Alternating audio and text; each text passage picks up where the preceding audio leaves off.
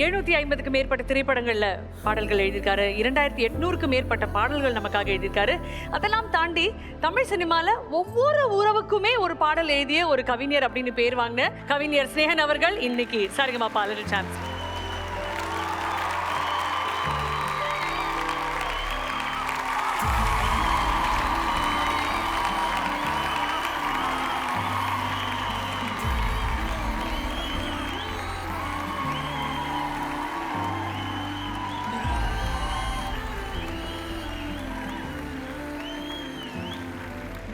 மீண்டும் இந்த மேடைக்கு நான் வந்து நன்றி சொல்கிறேன். என்னன்னா அடிக்கடி இந்த மேடைக்கு வரும்போதெல்லாம் ஏதோ தாய் வீட்டுக்கு வர்ற ஒரு உணர்வு இருந்துக்கிட்டே இருக்கும். இது வந்து பொய் சொல்லலை. என்னென்னா எத்தனையோ நிகழ்வுக்கு போகிறோம், ஆனால் இந்த சரிகம நிகழ்வுக்கு வரும்போது மட்டும் ஏதோ தனிப்பட்ட ஒரு உறவுகளை நிறைய பார்க்க போகிறோம். ஏன்னா அதுக்கு காரணமே இங்கே உருவாகிற தலைமுறைகள், உருவாக்குகிற ஜட்ஜு, அவர்களுக்கு ட்ரைனிங் கொடுக்குற இசைக்கலைஞர்கள், அதே மாதிரி வழி நடத்துகிற என்னுடைய அன்பு தோழி, இந்த மாதிரி நிறைய பேர் இங்கே வந்து இந்த அடுத்த தலைமுறைகளை இசையோடு வழி அனுப்புகிற இந்த நிகழ்வில் எனக்கே தெரியல எத்தனை வாட்டி வந்திருப்பேன். நிறைய வாட்டி வந்திருக்கேன். எல்லா முக்கியமான காலகட்டங்களிலும் எனக்கும் இந்த மேடை ஒரு நாற்காலியை கொடுத்துக்கிட்டே இருக்குது தொடர்ந்து. அப்படின்னா இதை விட கலையும் இசையும் எனக்கு வேறு என்ன கொடுக்க போகுது? இதுதான் என்னுடைய பெரிய பாக்கியமாக நினைக்கிறேன்.